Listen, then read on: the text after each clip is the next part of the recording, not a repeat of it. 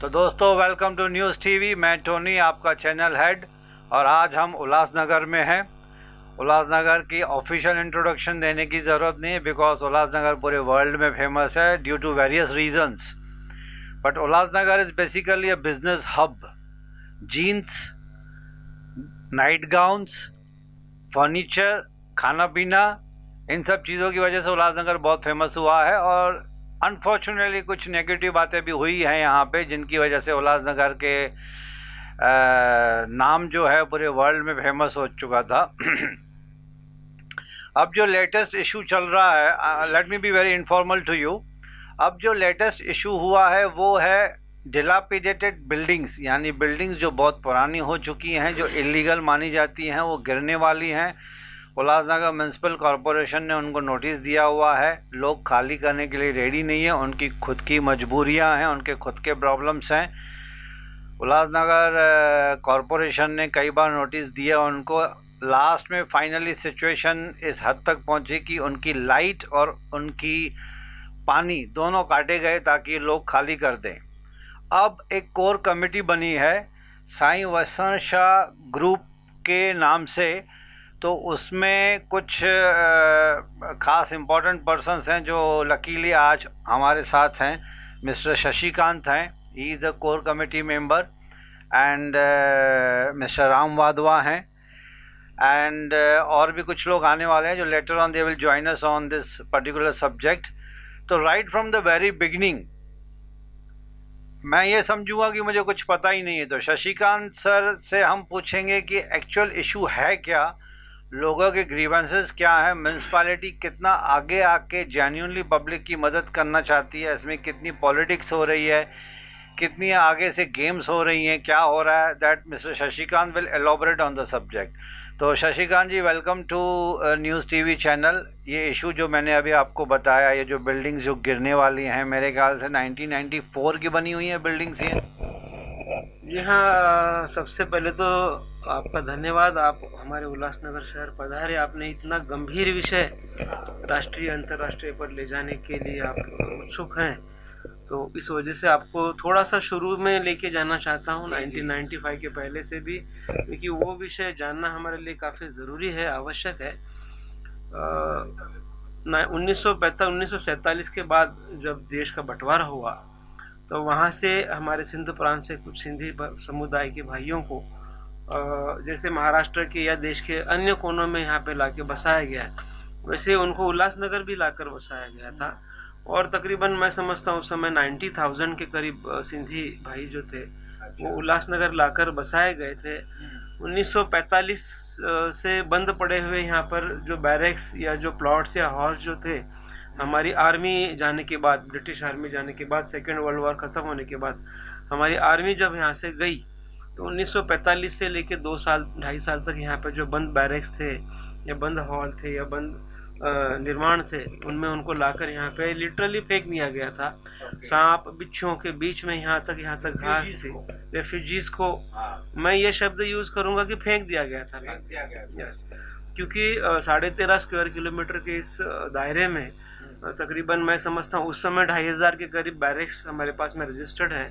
जो लिखा हुआ है वो बैरक्स मिलिट्री के थे और वो खाली थे। वो वही बैरक्स है जिनको ओटी यानी कि ऑफिशियल ट्रेनिंग सेंटर बोलते हैं। नॉट ओटी का मतलब होता है ऑफिसर्स टेनामेंट्स। अच्छा, ऑफिसर्स टेनामेंट। हाँ, ऑफिसर टेनामेंट्स। और ओटी होता है उसमें कुछ खास ऑफिसर्स रहते थे। तो उसको ऐसा अलग नाम दिया गया था। 5 शहर के 5 कैंपों में 5 ओटी सेक्शंस हैं, दैट्स कॉल्ड ऑफिसर्स टेनामेंट्स, उसको नाम दिया गया था। तकरीबन 2,500 बैरक्स थे, कुछ एक हॉल्स थे, शादी के हॉल जैसे अभी आज बने हुए हैं, उस तरह से हॉल थे। उसमें लाके उनको बसा दिया गया था। लंबी यहाँ तक घास थी, खाने पीने की चीज़ें नहीं, मतलब आपको गेहूं भी पिसाना है तो आपको कल्याण जाना पड़े, सुविधाएं नहीं, पैदल चलने के लिए भी रास्ते नहीं, रोड नहीं, सड़क नहीं। तो यहाँ के लोगों के फिर बाद में मानसिकता ऐसी बनी कि बस हमें हमारा जीवन गुजारा करना है, हमें सिर्फ और सिर्फ पैसे कमाने हैं, क्योंकि हमें अच्छा रहवास मिल सके, अच्छा भोजन मिल सके। तो यहाँ के लोगों ने शिक्षा की तरफ कम ध्यान देते हुए उन्होंने तो उस टाइम पे survival was the basic question. बिल्कुल वो बेसिक, क्योंकि अब जब आपको किसी जंगल में लाके फेंक दिया जाता है तो आपको सबसे पहले तो अपने बीवी बच्चों को पालन पोषण करना है। आपके पास घर नहीं, रोटी कपड़ा और मकान, जो तीनों चीजें दी जाती हैं मूलभूत अधिकार, वो तीनों ही चीजें आपके पास नहीं। आपको खुद को बनानी है। आज मुझे अगर रोटी बनानी है तो खुद कमाना है। तो हमारे शहर के लोगों ने फिर ट्रेनों में जाकर, आज मैं आपको बताना चाहता हूँ कि जो लाची जो ट्रेन में मिलती है, लोकल ट्रेन में, वो उल्लासनगर की उपज है।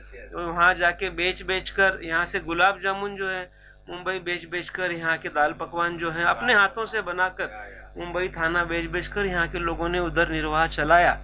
उसके बाद धीरे धीरे डेवलपमेंट बढ़ता गया, क्योंकि व्यापारी वृद्धि के लोग थे, लोग थे, तो उन्होंने अपना डेवलपमेंट बढ़ाते 13.5 स्क्वायर किलोमीटर के छोटे से शहर में, अब हमारे पास बाउंड्रीज तो है ही नहीं बाहर बढ़ने की, तो हमारे शहर के लोगों ने इमारतें खड़ी करनी शुरू कर दी। और जैसे जैसे पैसा कमाते गए, आपसी विश्वास के तौर पर हमारे शहर के लोगों को, टोनी जी एक बात आपको बताना चाहता हूँ कि लोग हमारे शहर के लोगों को मूर्ख और बेवकूफ़ बोलते हैं, क्योंकि हमारे शहर के लोग जो हैं, बोलते हैं लोग, तो क्योंकि वो 20 रुपए या 100 रुपए के स्टैम्प पेपर पे एक दूसरे के ऊपर भरोसा करके 1 करोड़ का फ्लैट भी एक दूसरे के नाम कर लेते हैं। मैं उनको मूर्ख और बेवकूफ नहीं समझता हूँ, क्योंकि वो एक दूसरे पे विश्वास करते हैं, वो भरोसा करते हैं। सबसे ज्यादा भरोसा करने वाली कौम आपको उल्लासनगर में देखने मिलेगी। और उसको इतना पता है कि मैं टोनी जी को अगर ये फ्लैट बेच रहा हूँ तो टोनी जी को इतना मालूम है कि दायमा ये फ्लैट किसी दूसरे को नहीं बेचेगा। उतना टोनी जी को भरोसा है, और आज तक ऐसा कोई केस नहीं हुआ है। वर्बल एश्योरेंस 20 रुपए के स्टैम्प पेपर पे, या तो फिर ऐसे ही जबानी आपको टोकन दे दिया, बस आपको टोकन दे दिया। और टोनी जी को इतना भरोसा है कि दायमा किसी दूसरे को ये मकान बेचेगा नहीं, और दायमा ने आज तक बेचा नहीं है। लाखों की डील जबानी होती है। एक विश्वास के ऊपर चलने वाला, सच्चाई के ऊपर चलने वाला ये शहर और एक कौम, जिसे हम बोल सकते हैं, जो एक उनको, ठीक है वो आप उनको मूर्ख बोलिए, मूर्ख बेवकूफ बोलिए, जो क्योंकि सरकार को रेवेन्यू नहीं मिला ये करते समय, तो सरकार ने सारा ठीक रहा, आपको अकल नहीं, आपको समझ नहीं है, आपने हमारे पास रेवेन्यू नहीं दे बोलकर फोड़ दिया। ठीक है, कोई बात नहीं। आज भी वैसे व्यवहार चलते हैं, आज भी हमारा शहर रेवेन्यू में पीछे है। इस वजह से आज हमें सारी दिक्कतें झेलनी पड़ रही है। मैं फिर से आ जाता हूँ अपने मुद्दे पे। तो ये सब करते हुए जब इमारतें बननी शुरू हुई तो अप्रॉक्स मैं समझता हूँ 1995 और 98 के दरमियान राज्य सरकार की तरफ से रेती बंद हो चुकी थी। सब नदी से या समुद्र से या तालाबों से जो रेती निकाली जाती है कंस्ट्रक्शन के लिए, वो बंद हो चुकी थी। तो वो बंद हो जाने की वजह से एक यहाँ पे कोई उलवा बोल के कोई गांव है या कोई स्पॉट है, तो हमारे उलवे नवी मुंबई साइड में है, एयरपोर्ट बन रहा है। तो वहाँ की जो रेती या वहाँ की जो मिट्टी वहाँ पे यहाँ के लोगों ने लाके बनानी शुरू की, तो वो कच्चे मकान हो गए। तो उन कच्चे मकानों की वजह से आज हमें वो सारी चीजें झेलनी पड़ रही है। सर, यू मीन टू से द रेती which was brought from Ulwe was of inferior quality? Yes, ऐसा कहा जाता है। और ऐसा नंदलाल समिति, एक नंदलाल आयोग बना था, नंदलाल आयोग तो उसमें भी इस चीज का मेंशन है। उसमें तो काफी सारी चीजों का मेंशन है, क्योंकि उस समय के जो नेता, जो नगर सेवक, जो अधिकारी इसमें इन्वॉल्व थे, वो आज तक बचे हुए हैं, वो अलग बात है। पर उनकी वजह से ये इमारतों को तकलीफ है, वो भी अलग विषय है देखा जाए तो। Basically this was in the year in between from 94 and 96 के आसपास, 98, 94, 98 के आसपास की ये इमारतें हैं। तो ये इलवा रेती की वजह से गिर जाने की वजह से, फिर मतलब आज गिर जाने की वजह से उस समय बनी थी। फिर उस विषय को लेके उल्लासनगर रेगुलराइजेशन प्रोसेस कैसे हो, उस विषय को लेके राष्ट्रीय अंतर्राष्ट्रीय सिंधी समुदाय ने फिर ध्यान देना शुरू किया उल्लासनगर पे, क्योंकि 855 बिल्डिंग्स जो इलीगल थी उसका मुद्दा लेके हमारे शहर के एक व्यक्ति हैं, वो कोर्ट चले गए थे, हाई कोर्ट चले गए थे। तो हाई कोर्ट ने सीधा ऑर्डर दे दिया था कि उल्लासनगर अगर इलीगल है, 855 अगर भी इमारतें इलीगल है, तो उन्हें तोड़ दिया जाए। तो वो ऑर्डर आने के बाद में हड़कंप मचा, 2, 4, 5 बिल्डिंगें टूटनी शुरू। एक मिनट, सॉरी मैं आपको इंटरप्ट करूंगा बीच बीच में, क्योंकि फिर वो मेरे मन में जो आपके आंसर थे, जो मन में मेरे क्वेश्चन पैदा हो रहे हैं, वो फिर रह जाएंगे। The term technically used as illegal यानी कि 2 माले की बिल्डिंग है, 2 स्टोरी बिल्डिंग का प्लान पास हुआ है, लेकिन उस पे 8-8 माले की 8 स्टोरी बिल्डिंग बनी है। But people are paying taxes, people are paying electricity bill, water bills. बिल्कुल। ओके, तो उस वक्त म्यूनसिपैलिटी का ध्यान नहीं गया कि 2 माले की उस समय उन्होंने पैसे कमाए। आज हमारे शहर में जो भी अधिकारी आता है, वो किसी भी तरह का अधिकारी, वो पैसे कमाने के लिए आता है। मतलब लोग भी खुश, म्यूनसिपैलिटी भी खुश। वो खुश है। तो जब बिल्डिंग बन रही थी तो आपके ध्यान नहीं गया। जब बिल्डिंग गिरने के लिए आए तो आपने बोला कि आपने इमारत अनधिकृत बनाई है, इसलिए आपकी इमारत गिर रही है। जब बन रही, हालांकि it was the duty of the ward officer to take care of it कि 2 माले की बिल्डिंग के ऊपर। अच्छा, फिर एक तो मिलता है कमेंसमेंट सर्टिफिकेट, दूसरा है ऑक्यूपेशन सर्टिफिकेट। तो मतलब ऑक्यूपेशन सर्टिफिकेट किसी भी बिल्डिंग के बाद होगा ही नहीं, क्योंकि वो इलीगल बोल दिया ना सर। इनको इलीगल बोल दिया तो होगा ही नहीं। आपने बिजली पानी कनेक्शन क्यों कट किया उस समय, जोड़ा क्यों? आपने दिया, इसका मतलब इंसान को क्या सोचेगा कि यार सरकार बिजली दे रही है, पानी का कनेक्शन म्यूनिसिपल दे रही है, तो लीगल ही होगा। लेकिन सर इस 855 बिल्डिंग्स में से कुछ बिल्डिंग्स ऐसी भी हैं जो 20 रुपए के स्टैम्प पेपर पे डील हुई थी, सेल एंड परचेज। कुछ बिल्डिंग्स रजिस्ट्रार के ऑफिस में प्रॉपर ऑफिशियल प्रोसीजर फॉलो करने के बाद इसको रजिस्टर भी किया गया था। At the time of registration, as far as my knowledge is concern, you require plan, is not in a position to understand the technicalities। तो पूरा मैटर इतना उलझ गया है कि इसको सॉल्व करते करते शायद काफ़ी वक्त लग जाएगा। तो दोस्तों, ये जो बिल्डिंग का जो मुद्दा चल रहा था, धोखादायक बिल्डिंग, डिलापिडेटेड बिल्डिंग्स, जो बिल्डिंग्स शायद गिरने की कगार पे पहुंची हुई हैं, शशिकांत जी ने हमें काफ़ी कुछ इन्फॉर्मेशन बातें दी, इन्फॉर्मेटिव सब्जेक्ट था।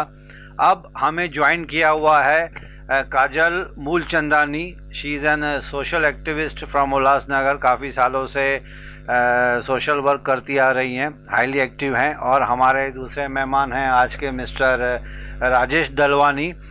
इनका एक्चुअली ऑफिशियल इंट्रोडक्शन देने की ज़रूरत नहीं है क्योंकि आपने इनको यूट्यूब पे बहुत देखा होगा। हालांकि to be very honest and transparent, मैं इनके वीडियोस काफ़ी देखे मैंने। जो मेरी रिसर्च है इस सब्जेक्ट पे मैंने यहाँ ही से ही चुराया है। तो let me be very honest, ये जो है चैनल हेड है मिस्टर राजेश दलवानी। इनके चैनल का नाम है Ulhas line bulletin. He is the boss of this channel और इस मुद्दे पे काफ़ी नॉलेज है, तो मैंने इनसे रिक्वेस्ट की थी कि आप ज्वाइन कर लें and give us some information, elaborate करें सब्जेक्ट के ऊपर। तो Rajesh and Kajal, welcome to our show. This is news TV. I am Tony, channel head. Shashikant ji ने काफ़ी इन्फॉर्मेशन दी इस मुद्दे पे, जो धोखादायक जो नाम दिया गया टेक्निकली, डिलापिडेटेड बिल्डिंग्स हैं जो गिरने के कगार पे हैं। देखिए, ये म्यूनसिपैलिटी के अलग रूल्स हैं।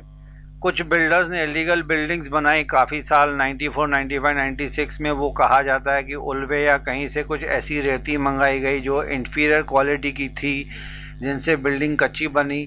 अब पब्लिक के पास इतना नॉलेज नहीं था। टू बी वेरी ऑनेस्ट, जिस बिल्डिंग में मैं रहता था इन द ईयर 1994, मुझे भी पता नहीं था। हम भी 20 रुपये या 100 रुपीज़ के स्टैम्प पेपर पे विश्वास पे हम रहते थे। We never actually thought of going for a registration purpose. हालांकि अब जब मुंबई में गए तो वहाँ पता चला, वाशी नवी मुंबई में, कि अरे आप तो कैसे रहते थे उल्लासनगर में, यहाँ पे तो बिना रजिस्ट्रेशन के 1 इंच तक नहीं होता है। अब इसमें finally I think the residents of Ulhasnagar are suffering, not only today और since last few months, but ये सालों से चलते आ रहा है कि इतनी इलीगल बिल्डिंग्स हैं। इसमें बिल्डर्स का कसूर है, म्यूनसिपैलिटी का कसूर है, रजिस्ट्रेशन नहीं हो पा रही थी, इलेक्ट्रिसिटी बिल व्हाट वी से कलेक्ट किया जा रहा है, टैक्सेस कलेक्ट की जा रही हैं। अचानक से अभी अब लोगों को कहा जा रहा है कि लाइट बंद कर देंगे, आपका पानी बंद कर देंगे, आप बिल्डिंग खाली कर दो। जाएंगे कहाँ पे? तो आप इस मुद्दे पे what light you can throw being a social activist? शुरू से अगर हम देखें तो 90% उल्लासनगर को बसाया है सिंधी समुदाय ने। तो हम जैसे शरणार्थी बन के 47 में यहाँ पे आए, तो उस टाइम में थोड़े साल लग गए खुद को नॉर्मल इस्टेब्लिश करने में, क्योंकि शुरू में जब आए तो हर कोई कैसे कोई कंघी बेच रहा था, कोई रुमाल बेच रहा था, कोई घरों में पापड़ कर रहा था। गवर्नमेंट की जो बेसिक नॉलेज होती है, अवेयरनेस होती है, पेपर वर्क होता है, उनको नॉलेज नहीं था। जैसे जैसे थोड़े साल बढ़े तो पॉलिटिकली बहुत सारे लोग एक्टिव होने लगे, फिर यहाँ पे धीरे धीरे इलेक्शंस होने लगे। तो वो जो एरा आया 75 के बाद का जो एरा आया, उसमें बहुत सारे लोग जो पॉलिटिशियंस बन गए, लोग उन पे बहुत भरोसा करने लग गए। समझो अगर मैं हूँ तो मैं, अगर आप कॉरपोरेटर हैं या आप एमएलए हैं, तो लोग उन पे अंधा विश्वास करने शुरू हो गए थे। और ये वही लोग हैं जिन्होंने ये बिल्डिंग्स बनाई, क्योंकि बिना किसी पॉलिटिकल पावर के, बिना म्यूनसिपैलिटी के हस्तक्षेप के आप कोई भी बिल्डिंग आप बना सकते नहीं हो। आपको साथ चाहिए, आपको लोकल नेता भी चाहिए और आपको वहाँ का यूएमसी का सारे के सारे मतलब परमिशंस भी चाहिए। तो वो उस टाइम पे इन लोगों ने सब ने मिलके ऐसे बिल्डिंग्स बनाई जो कि इल्लीगल थी, उस ज़माने में इल्लीगल थी। एफएसआई चोरी की गई थी। अगर छोटा सा प्लॉट है, रिजर्व प्लॉट पे बिल्डिंग बना लिया, नाली के ऊपर बिल्डिंग बना लिया, स्कूल के जगह पे बिल्डिंग बना लिया, गली के अंदर बिल्डिंग बना लिया।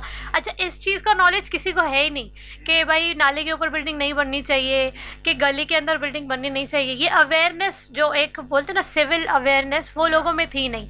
वो लोग बस एक अंधा भरोसा करते चले गए। अपने जो बड़े लोग थे, मतलब उस ज़माने के अमीर लोग थे या उस ज़माने के नेता लोग थे, उन पे आंखें बंद करके भरोसा करने लग गए।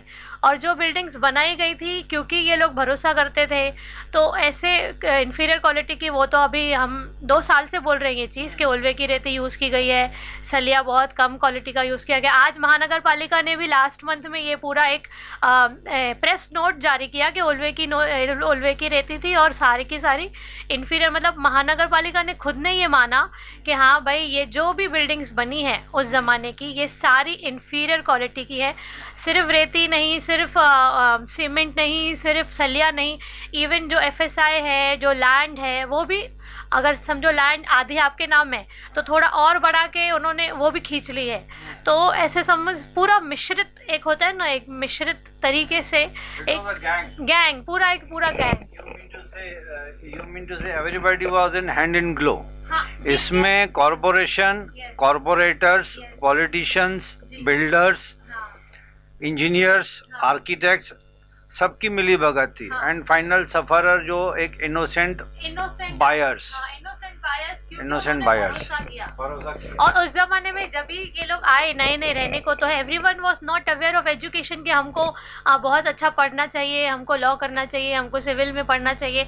तो शुरू में इंसान खुद को बनाने के लिए बिजनेस करता है या कुछ मतलब लेबर वर्क से लोगों ने काम शुरू किया, सबने ज़ीरो से शुरू किया।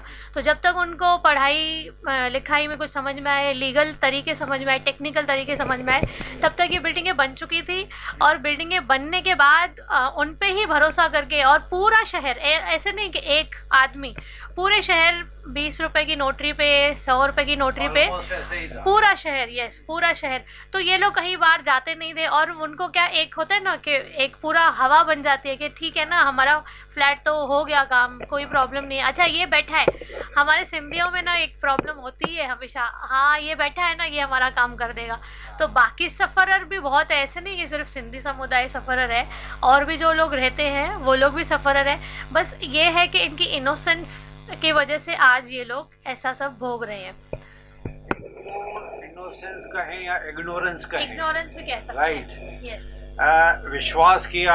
हालांकि उल्लासनगर में एक पॉजिटिव बात ये मैंने देखी है, पॉजिटिव है या नेगेटिव है ये अलग ही डिबेट है, कि विश्वास किया कि जो डीलिंग्स होती है मनी मैटर्स, इसमें पेपर वर्क बहुत कम होता है, करते ही नहीं है, पेपर वर्क ना के बराबर होता है। लाखों की डील्स ऐसे ही वर्बल ही होती हैं, कि भाई जबानी बोल दिया कि अल भाई चलो हमने ये आपको प्लॉट बेचा, ये दुकान बेची, इट्स अ वर्बल।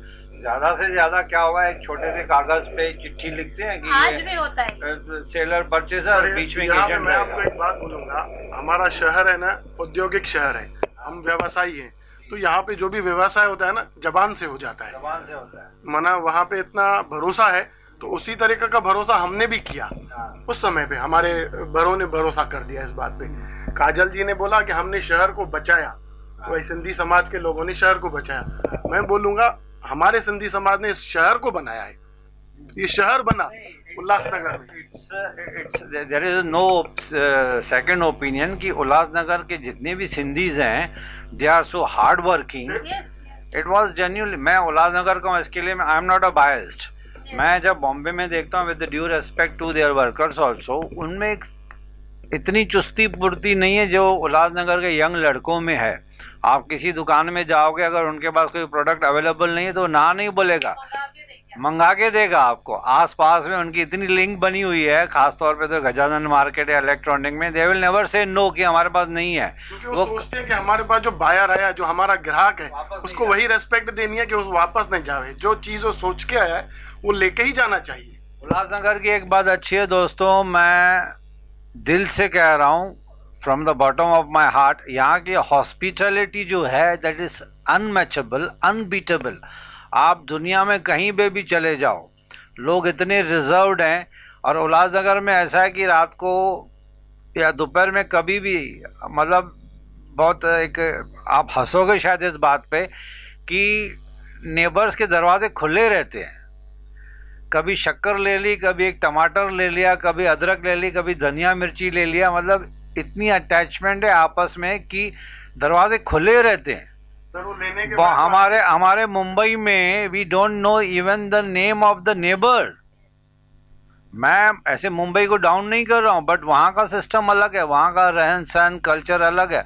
अब मैं भी उस रहन सहन कल्चर में मैं भी घुल मिल गया हूँ, बिकॉज वाशी में, नवी मुंबई में 18 साल से मैं रह रहा हूँ, but born and brought up in Ulhasnagar. तो मैंने वो माहौल देखा है कि हम जब रहते थे यहाँ पे फ्लैट में या बैरक सिस्टम में या ब्लॉक्स में, तो हमारे दरवाजे खुले रहते थे, हम एक दूसरे के घर पे आते जाते थे, मतलब खाना तक भी हम लोग एक दूसरे के घर के यहाँ पे खाते थे। तो वो विश्वास आज भी है। उस विश्वास की वजह से जो धोखा हुआ है, जो इनोसेंट लोग हैं आज वो बेचारे बहुत तकलीफ में हैं।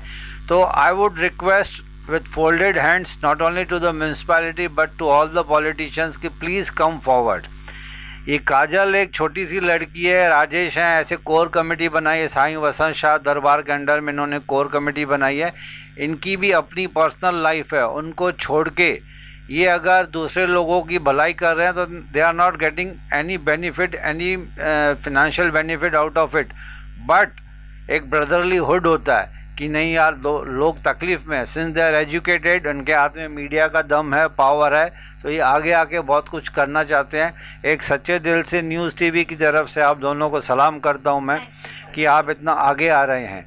बट दोस्तों, आगे से ऐसी गलती मत कीजिए, विश्वास कीजिए, लेकिन इतना भी नहीं कि सामने वाला आपको धोखा दे जाए। अब कॉरपोरेशन के पास अलग मजबूरियां, अलग unless they get some instruction from राज्य सरकार, महाराष्ट्र गवर्नमेंट से जब तक ऑर्डिनेंस या रेगुलराइजेशन ये सब पास नहीं होगा तब तक people will be final sufferer.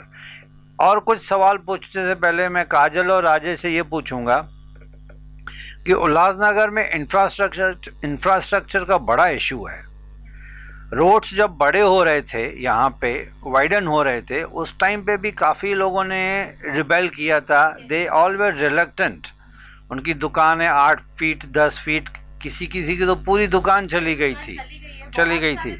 लेकिन अभी भी वो मेरे ख्याल से सब रोड्स ऐसे ही हैं, कुछ वाइडन तो हुए नहीं है। यहाँ पे मैंने क्या कहा कि सारे लोग, ये पूरा अनप्लान्ड सिटी है।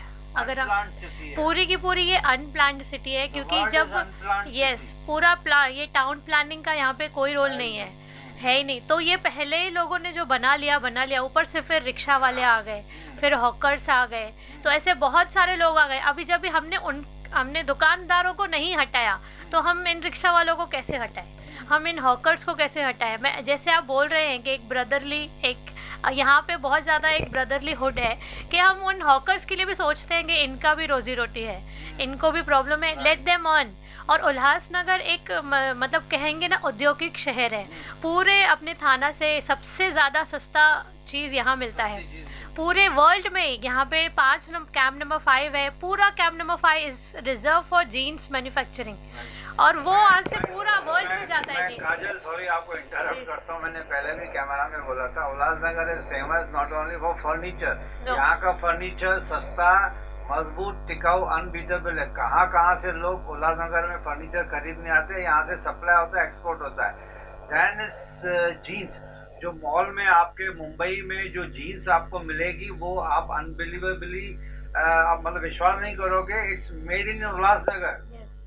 All first copies are made here. First copies. और ऐसा नहीं है कि उल्लासनगर में सिर्फ नकली चीजें बनती है, यहाँ पे मैं बताऊँ यहाँ पे जॉब वर्क होता है।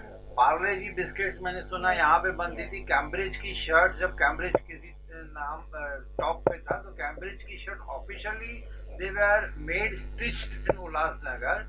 पार्ले बिस्किट्स उल्लासनगर बनते थे ऑफिशियली। हालांकि ठीक है, फर्स्ट कॉपी बनाने में उल्लासनगर के लोग माहिर हैं, बट मैं उसको एक कहूँगा कि कॉपी करना भी यार एक कला है। नो आई मीन ये लोगों में एक मिथ है, एक लोगों की गलतफहमी है। अभी जो लंदन की ब्रांड है, लेवाइस है, पेपे है, वो लोग एक्सपोर्ट थोड़ी ना करते हैं। आपको क्या लगता है कि वो लोग एक्सपोर्ट करते हैं? बिल्कुल नहीं। अगर वो लोग अपनी जीन्स एक्सपोर्ट करेंगे ना तो आप उसको अफोर्ड ही नहीं कर पाएंगे। सारा का सारा मटेरियल यहीं बनता है, कोई चीज़ नहीं बाहर से नहीं आती है। आपको लगता है कि लंदन की जीन्स है, लेवाइस नहीं बनती, भले भले उल्लासनगर में बनेगी या फिर गुजरात में बनेगी, मैन्युफैक्चरिंग यहीं की होती है। लंदन से आपके लिए हाँ लेबल भी यहीं बनती है। बाकी आपको लगेगा कि मैंने लंदन का ब्रांड खरीदा है, तो ये एक पूरा का पूरा मिथ है। कोई भी ब्रांड है ना वो यहीं पे ही मैन्युफैक्चरिंग करते हैं। अभी तो जीन्स का शॉप है मेरा, अपना लेबल ब्लू पावर जीन्स करके चलता है। तो मतलब आपने जैसे बोला है फर्स्ट कॉपी, यहाँ पे फर्स्ट कॉपी नहीं, हम मेहनत कश लोग हैं। हम मेहनत करते अपने सूझबूझ के साथ, जिसकी वजह से लोग हमसे भी जुड़ते हैं कि आप मेहनत करते हो। तो हर चीज में उल्लासनगर कहीं किसी बात में भी पीछे नहीं है। नहीं, उल्लासनगर में हार्ड वर्किंग तो बहुत है, ये मैंने देखा। दैट इज मतलब उल्लासनगर का जो यंग ब्लड है दैट इज अनबीटेबल। मतलब इतना फास्ट दिमाग चलता है यहाँ के लड़कों का। गजानन मार्केट देखिए, इलेक्ट्रॉनिक्स फर्नीचर मार्केट कहीं पे भी देखिए मतलब। और इवन आप स्नैक्स कॉर्नर में कहीं पे जाएंगे फटाफट हाथ चलता है उनका। और मतलब अनइमेजिनेबल कि कोई आदमी मल्टीटास्किंग इतना कैसे करता है वो। कोविड नहीं था तो यहाँ पे पूरी रात दुकानें चलती थी, 2 बजे तक 3 बजे तक स्नैक्स कॉर्नर और सारी खाने पीने की चीज़ें, ये लगभग 2-3 बजे तक चलता है यहाँ पे। यही हम मांग थी महाराष्ट्र से भी कि पूरा का पूरा बॉम्बे को आप 24 आवर्स चालू करें, और जो कि उद्धव ठाकरे ने कोविड से पहले इसको चालू भी किया था, लेकिन कोविड की वजह से ये रद्द किया गया शायद। ड्रीम ऑफ आदित्य ठाकरे कि मुंबई की नाइट लाइफ को इम्प्रूव करना है एंड 24 आवर सब कुछ चालू रखना है। हाँ, चालू भी किया था, लेकिन फिर कोविड की वजह से काफी बातें अटक गई। तो दोस्तों ये काफ़ी मुद्दे की बातें चल रही थी। डिलापिटेड बिल्डिंग्स जो कि गिरने वाली हैं। Final sufferer is again I am be telling that final sufferer is the people who are living in those buildings. वहाँ पे खाली करने के लिए नोटिस मिला हुआ है। लेकिन Kajal ji and Rajesh ji, what is the final solution? आपको कुछ सॉल्यूशन नज़र आ रहा है या ऐसे घुमा फिरा के 3-4 महीने ऐसे ही निकल जाएंगे, लोग भटकेंगे, परेशान होंगे, फाइनली फिर धीरे धीरे बात ठंडी हो जाएगी? डू यू सी सम ऐसा होता है ना कि अंधेरे कुएं में एक दूर से लाइट नज़र आ रही है, ऐसा कुछ लग रहा है कि आपको कोई अच्छा मीठा सॉल्यूशन निकलेगा इसका? मुझे नहीं लगता है कि इस दुनिया में ऐसी कोई भी प्रॉब्लम है जिसका सॉल्यूशन ना हो। अगर इंसान उसको सॉल्व करना चाहे तो सॉल्व कर सकता है। अगर हमारी राज्य सरकार, टेक्निकली भी बता रही हूँ ना, मैं आपको केस लॉ दे रही हूँ, बाकायदा मैं आपको केस लॉ दे रही हूँ। अभी हमारा ये मुद्दा ना बहुत गर्म हुआ 2019 में, जब एक महक बिल्डिंग गिरी और एक ही दिन पे कम से कम 600 लोग बेघर हो गए, और पूरी तरह से बेघर हो गए, और उनको 1 रुपए की कहीं से मदद नहीं मिल रही थी, न सरकार की तरफ से और ना ही किसी मतलब लोकल नेता की तरफ से या महानगर पालिका की तरफ से। तो तभी हमने बहुत मतलब आंदोलन किए, महानगर पालिका पे आंदोलन किए, इवन राज्य सरकार को, और उस टाइम पे ये थी इलेक्शंस थी, तो सरकार को भी झुकना पड़ा, और उन्होंने कहा कि हम आपको 4 FSI दे रहे हैं, हम पूरे शहर को 4 FSI देंगे, और 2005 का जो रेगुलराइजेशन प्रोसेस हमने रोका हुआ है उसको हम शुरू करेंगे।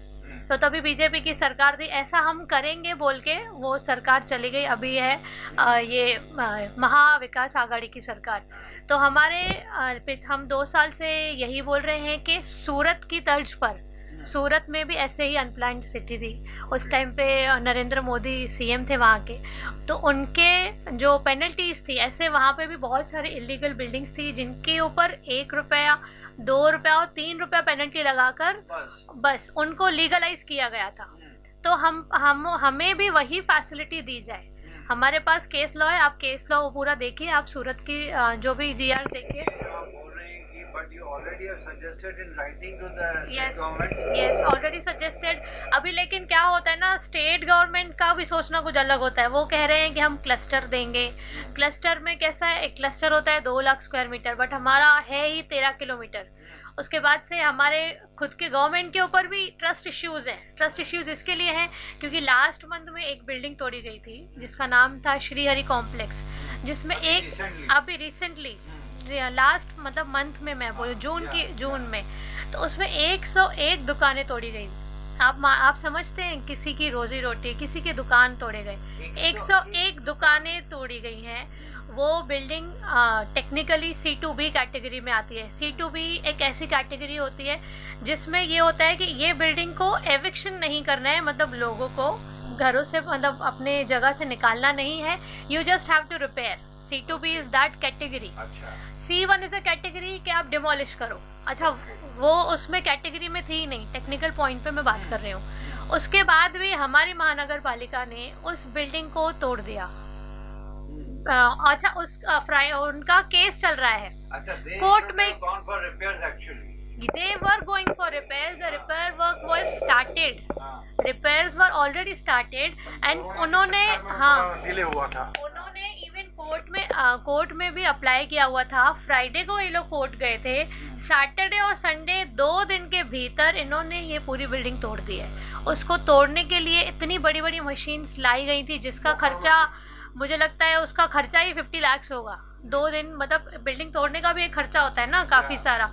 तो उसको मतलब, तो ऐसे सरकार में ऐसी महानगर पालिका अगर हमारे पास होगी और वो हमसे कहेंगे कि हम आपको क्लस्टर डेवलपमेंट देंगे। क्लस्टर इज़ व्हाट, कि भाई अभी ये सब तोड़ो, इनको कहीं और शिफ्ट करो और यहाँ पे एक नई बिल्डिंग बना के इनको रखो।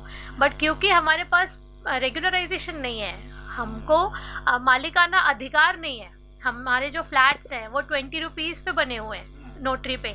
First we need to legalise our property, first we need ownership of our flats, of our buildings. तो पहले तो हमको सूरत की तर्ज पे जैसे उनको पेनल्टी लगाई गई थी 1 रुपीज़, 2 रुपीज़, 3 रुपीज़ के हिसाब से, स्क्वायर फीट के हिसाब से, हमको वो पेनल्टी लगाकर आप हमारी बिल्डिंग्स को लीगलाइज करें और हमको सेल्फ रीडेवलपमेंट की permission they they with 4 FSI।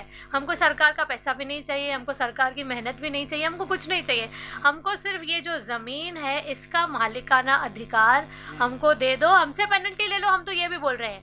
अच्छा, इन्होंने हम पे पेनल्टी लगाई है लेकिन वो उस 2005 का रेडी रेकनर रेट है। आज के टाइम पे एक फ्लैट पे 7 लाख, 5 लाख, 8 लाख रुपीज़ पेनल्टी पड़ रही है।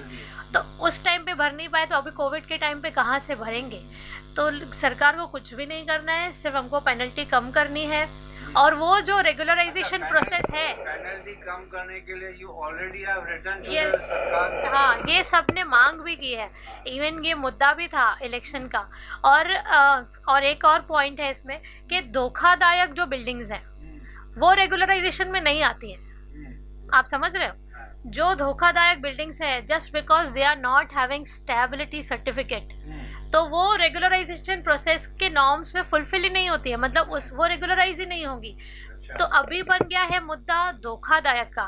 और धोखादायक का भी मुद्दा कैसे बना, अभी भी लोगों ने भरोसा किया। लोग, हमारे नेताओं ने, हमारे शहर के लोकल नेताओं ने क्या बोला, तू कहीं मत जा अपने बिल्डिंग वालों को, मैं बैठा हूँ, मैं तेरे को बिल्डिंग रीडेवलपमेंट करके दूंगा। आज भी आप कहीं पे भी चले जाओ, आप पूछेंगे ना कि भाई आप क्या करोगे, आपकी बिल्डिंग तो गिरने वाली है, हम रीडेवलपमेंट करेंगे ना। वो हमको कॉर्पोरेटर ने बोला है ना, हमको रीडेवलपमेंट होगा। अभी भी ये लोग फॉल्स एश्योरेंस पे चल रहे हैं। इसी वजह से अभी 134 की न्यू लिस्ट रेडी हुई है जो कि तोड़ने वाले हैं। और वो तोड़ने के बाद उनको कोई भी पैसा, 1 रुपए की हेल्प नहीं मिलने वाली है लोगों से। इसके लिए हम लोग एक्टिव हैं बहुत ज़्यादा, और हम लोगों को ये समझाते हैं कि आप रिपेयर करें। 134 बिल्डिंग जो आपने बोला लिस्ट इज रेडी, उसकी कोई डेडलाइन है तोड़ने के लिए? ये डेडलाइन नहीं है, 116 बिल्डिंगों की लिस्ट है हमारे पास अभी भी है। अभी हमने जब ये एक और हमने आंदोलन किया था पिछले हफ्ते, हमने महानगर पालिका के सामने ही आंदोलन किया था कि हमको हमारे जो डिमांड्स थे वो सारे। मैं आपको बीच में इंटरप्ट कर रहा हूँ, एक मेरे मन में सवाल पैदा हो रहा है काजल जी, जो 116 बिल्डिंग तोड़ने जा रहे हैं, यू मीन टू से उसमें कुछ तो रजिस्टर्ड फ्लैट्स होंगे? हाँ, राइट। हाँ। अब रजिस्टर्ड फ्लैट्स को भी वो तोड़ेंगे? हाँ। क्योंकि बिल्डिंग में for example only 20% flats are registered, 80% are unregistered, they are on 20 rupees के स्टैम्प पेपर के, 100 रुपए के स्टैम्प पेपर पे। ओके, अब जमीन पे मालिकाना हक जो बोल रहे हैं वो अभी भी बिल्डर का है, जो जिसके नाम पे वो लैंड है। यहाँ पे हुआ क्या है, समझो लैंड एक के नाम पे है, बिल्डिंग दूसरे ने बनाई है। समझो लैंड मेरे नाम पे है और आपने कहा कि चलो बिल्डिंग बनाता हूँ, developer is different, land owner is different, और एक एक लैंड की ओनरशिप सीडी सन्नत पे 2-2, 3-3 नाम है। अब ऐसी हमारी तो टेक्निकली इट्स वेरी कॉम्प्लिकेटेड। तभी तो हम मांग रहे हैं कि उनका तो उन्होंने बेच के चले गए, 25 साल 30 साल हो गए।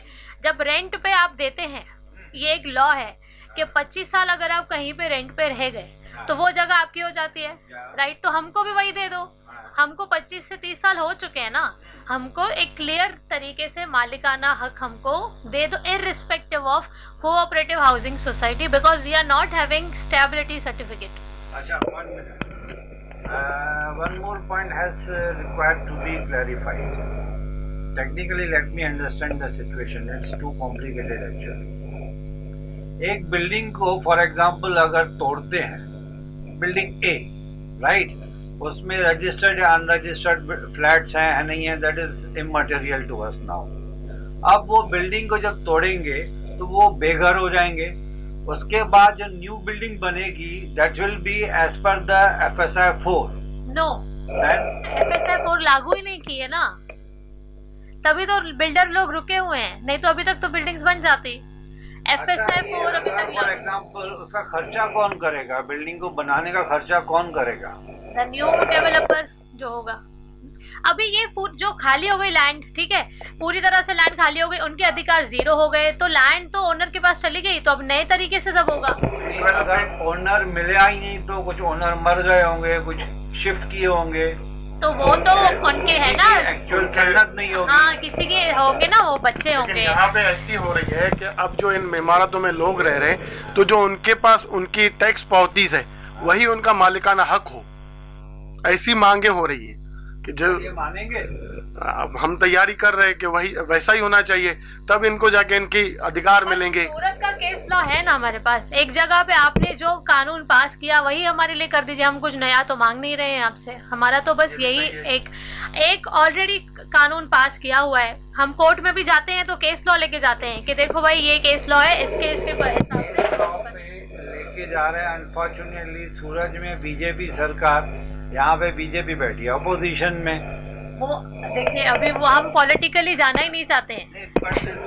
Political issue, it has already become a political issue, क्योंकि इसमें कॉम्प्लिकेशंस इतनी एक्चुअली देखा जाए कि जब बड़े बड़े दिमाग वाले लोग बैठेंगे ना, जो महाराष्ट्र गवर्नमेंट में, हाँ, वो they get confused, म्युनिसिपैलिटी पे, कि मालिकाना हक किसका होगा, सिटी किसके नाम की है, डेवलपर दूसरा कुछ है, कोलैबोरेशन बहुत 25 साल 30 साल पहले किसकी कोलैबोरेशन थी, the person must have died, उसका बेटा, फिर उसका बेटे के नए नए नखरे होंगे, फिर उनको ट्रेस आउट करो, सिग्नेचर्स, ऑक्यूपेशन सर्टिफिकेट है तो कमेंसमेंट सर्टिफिकेट है तो कंप्लीशन सर्टिफिकेट नहीं है, are in big trouble.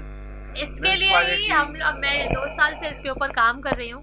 There were 800 धोखादायक buildings, हमने सबको समझा के, सबको प्रेशराइज करके उनसे सब रिपेयर कराई है। मैंने बोला आप इस घर से अगर आप बाहर निकलेंगे ना तो आपको 1 रुपया मिलने वाला नहीं है। तो काफी लोग वो ये बात समझ के अपनी बिल्डिंग्स को रिपेयर करा रहे हैं, जितना रह चुके और रहो, इसको रिपेयर करके रहो, बेटर है आप चले जाओ। लेकिन अभी ये मुद्दा कैसे 100 बिल्डिंगों का मुद्दा हो चुका है और इलेक्शंस आ चुकी हैं, तो हर नेता इसकी क्रेडिट लेने के लिए आगे आ ही रहा है। तो हम चाहते हैं कि ये पूरे शहर के लिए एक अच्छा अपॉर्चुनिटी है उल्टा, क्योंकि अभी इलेक्शंस हैं 2022 में, इलेक्शन है तो इसका फायदा हो जाना चाहिए। हमको कुछ भी नहीं दो, हमको अभी बीजेपी भी मांग कर रही है कि उल्लासनगर रीडेवलपमेंट ट्रस्ट जिसमें 1000 करोड़ की फंडिंग होगी, हमको कुछ भी नहीं चाहिए, हमको हमारा मालिकाना अधिकार दे दो, हम खुद ही बिल्डिंग बनाएंगे, बिल्डिंग वाले खुद ही बनाएंगे। People are ready to invest on their own. Yes, people are ready to for self redevelopment, कि सिर्फ जमीन में मालिकाना हक दे दो। यस, इस बिल्डिंग को तोड़ेंगे, हम खुद ही बनाएंगे, और खुद ही बनाएंगे, अपना खुद कंट्रीब्यूशन करेंगे। They are willing to do this. They are willing to do this because मेरे Almost संपर्क everybody. में इतने लोग हैं जिनके घर जा चुके हैं। अच्छा, उनको पहले मैं समझाती थी कि आप लोग इसको रिपेयर करके रहो, तभी समझते नहीं थे। फिर उनको नोटिस आती थी, फिर उसका वो जवाब नहीं देते थे, तो मैं उनको वही समझाती थी कि गवर्नमेंट चलती है नोटिस से, पन्नों से, पेपर से, वैसे चलिए। पर नहीं, आज वो लोग बोलते हैं, पैर पकड़ते हैं, मैडम 2 लाख रुपए अभी देते हैं, अभी खाली हमको बनाने दो। अरे मैंने बोला अभी हो गया, आपकी बिल्डिंग टूट गई है, अभी कुछ भी नहीं होगा। तो people are realising slowly and steadily, but ये जो रीडेवलपमेंट का भूत हमारे नेताओं ने इनके सर पे डाला हुआ है, अभी भी वो हावी है। तो अगर रीडेवलपमेंट करना ही है तो हमको गवर्नमेंट नहीं चाहिए, क्योंकि हमको गवर्नमेंट पे भरोसा भी नहीं है। हम खुद ही करेंगे ना, हमारे पास पैसे, हम खुद ही करेंगे। मेरा मतलब ये मुद्दा है अभी। Last and before we conclude this subject, I think we have almost clarified, discussed all the major issues.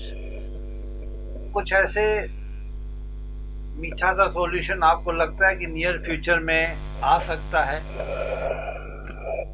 Government, हाँ, उम्मीद है आना जरूर चाहिए। यहाँ पे ऐसा भी है कि जैसे मैंने आपको बोला कि हमारी सन्नति, हमारा मालिकाना हक होना चाहिए। अभी इन्होंने बताया कि रीडेवलपमेंट वाला इशू, लेकिन यहाँ पे एक और मांग है कि जैसे छोटे प्लॉट पे अभी 5-5 मंजिले की बिल्डिंग बनी, जहाँ पे 20-20, 25-25 फ्लैट आ गए उसके अंदर।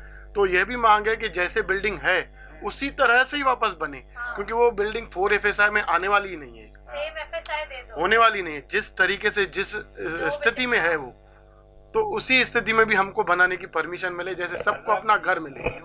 कि 2 माले की बिल्डिंग पे अगर 8 माले की बिल्डिंग बनी थी पहले ना, FSI वो परमिशन भी, लेकिन उस समय की जो गलतियां थी वो गलती, लेकिन सफर अभी ये लोग जो बैठने वाले लोग हैं वो सफर कर रहे हैं, उनकी कोई गलती नहीं है। ऑफिशियली वो देंगे परमिशन 2 माले की बिल्डिंग को 8 माले की? ये हमारे ही कहने पे, मतलब ये जो एक प्रेशर उठा था, तो इसके ऊपर एक जीबी हुई थी, उसकी डेट्स भी मैं, हाँ, महासभा हुई थी, जिसमें सारे कॉरपोरेटरों ने यही मतलब पास किया है, ये निर्णय पास किया है कि जो बिल्डिंग जहाँ है, जैसी है, वो बिल्डिंग वाले उसको वैसे ही बनाए।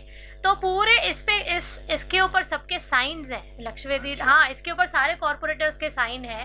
लेकिन ये कमिश्नर को गया, वो प्रस्ताव कमिश्नर ने ऊपर नहीं भेजा, इसको अशासकीय प्रस्ताव बोल के साइड में रख दिया, जो कि हम उसके लिए ही मांग कर रहे हैं कि इसी प्रस्ताव को आप सरकार तक भेज दीजिए। कमिश्नर ने इसको इनवैलिड माना। हाँ, कमिश्नर ने बोला कि अशासकीय है, तो अभी अशासकीय मतलब यही कि ये, हाँ, लीगल फॉर्म्स में नहीं बैठ रहा है, तो हमने कहा कि आप भेजिए, तो not with in the official guideline. Yes, ऐसा है। लेकिन मतलब क्या हमारे कॉर्पोरेटर्स बेवकूफ हैं?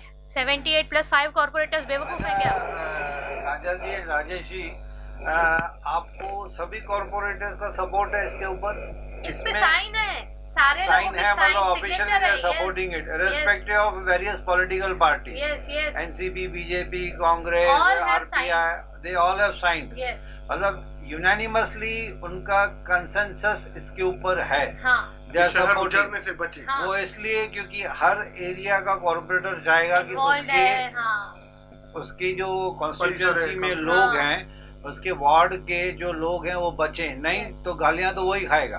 खा ही रहे हैं, अभी भी खा ही रहे हैं, क्योंकि अभी भी बहुत लोग तो बेघर हो ही रहे हैं। मैंने बताया ना आपको, 116 की लिस्ट है, अभी 116, हर वार्ड की 2-3 बिल्डिंग तो होगी, तो ये लोग जाएंगे कहाँ? अच्छा, ये जो इनको अमंत्रा में घर दे रहे हैं 160 फुट का, ये उनको दे रहे हैं जिनकी बिल्डिंग खुद गिर रही है, जिनकी बिल्डिंग महानगर पालिका तोड़ेगी उनको नहीं दे रहे हैं, तो वो कहाँ जाएंगे? ये तो मतलब और कंट्रोवर्सी हो, ये कॉम्प्लिकेशंस हैं यहाँ पे।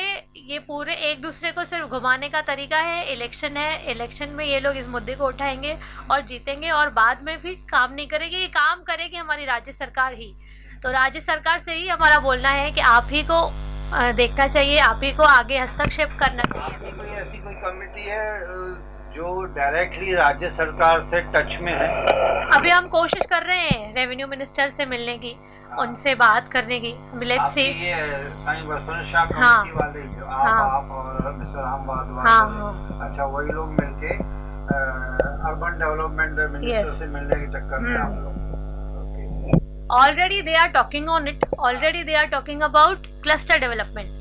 अभी इसमें भी कंपटीशन है कि इसको पास कौन करेगा, कि शिवसेना करेगी तो शिवसेना क्रेडिट लेगी, कांग्रेस करेगी तो कांग्रेस क्रेडिट लेगी, एनसीपी करेगी। तो यहाँ पे हम अटक रहे हैं अभी भी। The main fact is that यहाँ पे कोई महाराष्ट्र का मिनिस्टर आया था अभी रिसेंटली, जितेंद्र अवार्ड आए थे अभी 2-3 दिन पहले, मिस्टर जितेंद्र अवार्ड आए थे। इसके पहले तो स्टेटमेंट दिया ना कि हमारे पास पैसा ही नहीं है, अब हमसे मांगो ही मत। इसके ऊपर तो बहुत सारे वीडियोस आपने, राजेश ने भी बनाया। तो हम तो मांग ही नहीं रहे ना, हम बोल रहे हैं हमको ये जमीन दे दो। वैसे भी ये जमीन तो मतलब जिसकी थी उसने तो पैसे कमा लिए उस जमाने में, तो हमको ये जमीन दे दो, हम खुद ही बनाएंगे। वेरी सिंपल है ये। You mean to say कि people are not asking for the money, they are asking only for the permission to rebuild, legal permission। हमारे शहर के कुछ नेताओं ने इस तरह की मांग की थी कि हमारे शहर को उजड़ने से बचाने के लिए 1000 करोड़ रुपए का फंडिंग होनी, 100 करोड़ की फंडिंग होनी चाहिए, बीजेपी की तरफ से बोला गया था।